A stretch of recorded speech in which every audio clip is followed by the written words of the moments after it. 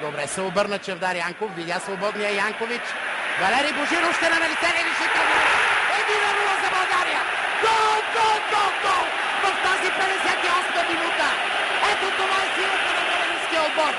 Тогава, когато топката е ниско по тревата, тогава, когато тези близо двуметрови бранители могат да бъдат финтирани, тези бавни защитници могат да бъдат преодоляни само единствено по този начин. Топка ниско по тревата и финт левия крак на Валери Божинов. Виждате го и Христо Стоичков много доблизо до нас, до нашата коментаторска кабина. Валери Божинов, който в този момент напуска играта, за да приеме аплодисментите на 20 000 зрители на националния стадион Васил Левски, вярвам, и на всички вас пред телевизионните екрани. Валери Божинов, спасителят в този изключително труден момент. Божинов, който трябва да кажем, че му се събра твърде много. Влезе в кошмарен момент на стадион Фарол в Констанца и помогна на нашата. Сега България! Тя е отново да набере гола!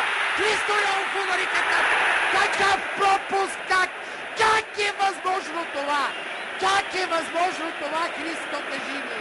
Как е възможно? Тогава, когато трябваше само с лекота, с ювелирност, както си свикнал не един път да действаш, да поразиш вратата на съперника. Какво да се прави, и това е било писано да преживеем. Късо изпълнен корнер. Много Мартин Петров. Остро центриране на Мартин Дима. И това е гол! Това е гол! Това е гол! 2-0 за България! Гол! Сякаш дошъл от Господа! Гол! Сякаш дошъл от Господа на силния и съдбата помага! Какъв развой на матча, уважаеми зрители!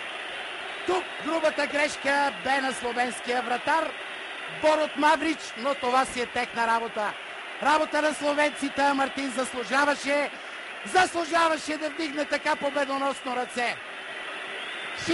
Хитро изпълниха тази комбинация с Зоран Яковлев. Вижте къде напуска пределите си вратаря, и тук при преземяването се вижда добре, че топката е преминала с целия обем гол линията на гостуващия отбор.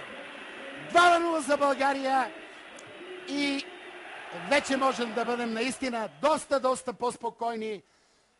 Битката обаче продължава. Обърнете внимание. Ето го ключовия момент. Топката премина гол линията, никакви съмнения. Сега Димитър Телкийски. Добър финт на Телкийски. Удар! И това е 3-0.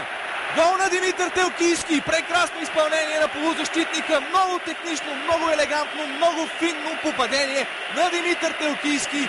Страхотно включване на номер 22 в български отбор. Много красив гол.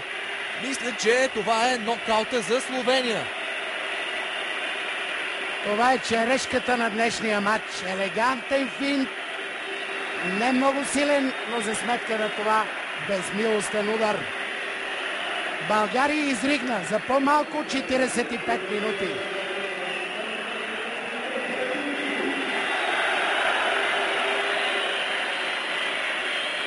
Словенците са в шок. Виждате го и Христо Стоичков, вече напълно спокоен. При 2-0, Ники, не можехме да бъдем кой знае колко удовлетворени до край, защото знаем какво значи преднина от 2 гола. Тук вече след гола на Телкийски всичко свършва в тази квалификация, свършва по най-добрия начин